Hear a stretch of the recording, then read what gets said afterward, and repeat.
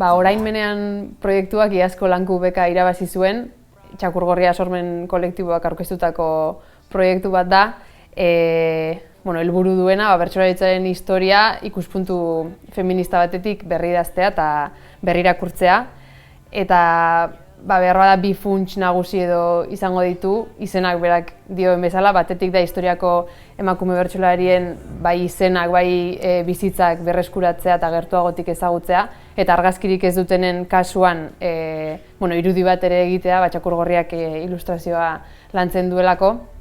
Eta bestalde, gaur egungo emakume bertsolariei kanturako espazio bat ematea, bertso saioak izango dira, baina historiako emakumeen irudiak dauzkatenako da erakusketa eta bertso saioen arteko nahasketa bat izango da. Beraz, horrela nahi genuke historia eta orainmena lantzea proiektu honen bitartez.